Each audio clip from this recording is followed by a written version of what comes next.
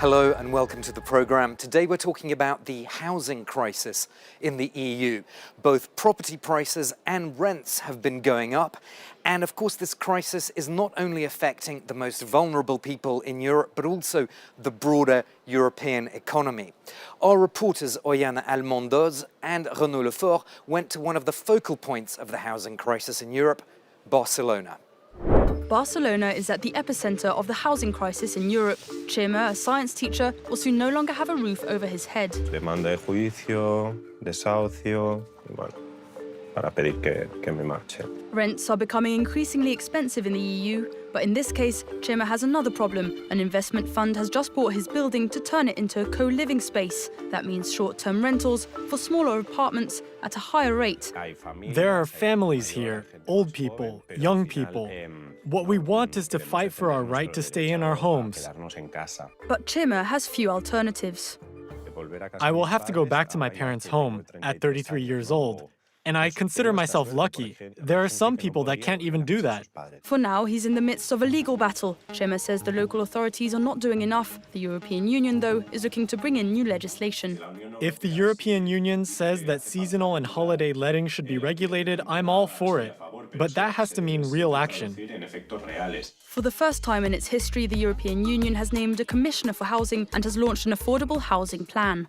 In the past, the European Commission has not played a big role here. We need a huge wake-up call in Europe. If people don't have a home, if they cannot afford the most basic needs, which is a real risk that they will turn against democracy and protest. Since 2021, the EU has invested 43 billion euros in housing initiatives to fight against this ticking time bomb. ¿Cuándo terminarán las obras? Mary creo que nos dijo que en junio terminaban. In Igualda, an hour from Barcelona, Elia and Andreu are getting ready to move into this old textile factory. Based on a cooperative financing model, its renovation was partially funded by the EU. This project started in 2021, when a group of young local people launched this initiative. We wanted to find a way of living as a community, using an anti-speculative housing model. This is a good alternative. It's not the solution to the housing crisis, but it is a good option, and we are committed to it. Renovating old housing stock is one solution, but new builds are just as vital. The Salas Foundation looks after social housing across Spain, including this residence of 106 apartments in Terrassa. Each apartment has a kitchen, and on the roof we have solar panels which produce all the required electricity. According to the Housing Commission, around 2 million additional homes are needed in the EU every year. We have received a total of 50 million euros in European funding, and we look after approximately 1,650 homes that are funded by the EU. Housing policy remains the responsibility of member states, even if the EU wants to get involved to make living in Europe that little bit easier. Now we have an extract from my colleague Douglas Herbert's interview with Nadia Calvino, the president of the European Investment Bank. The EIB is also trying to respond to the housing crisis, and it wants more financing and less red tape. Housing is a giant issue. We could spend a whole day talking about this crisis. But I want to know, in particular, I know the EIB has some ambitious projects in various countries involving social housing. Could you highlight one or two what the EIB is doing to sort of alleviate the housing pain for a lot of people? Well, indeed, this was one of the surprising discoveries I made when I became president of the European Investment Bank, which is that the housing issue is not just a Spanish problem. It is a concern for almost all member states. And it's because we've had, as your colleagues have shown, a perfect storm since the pandemic. A number of elements explain this situation. Normally, the competence is mostly regional or local, but from the European institutions, we want to help. And that's why in the European Investment Bank, we have doubled our funding in this area. How much are we talking about? Well, this year we're planning to invest 6 billion euros in housing in 3 key areas. Research for new materials, new building techniques so that houses can be built cheaper and faster.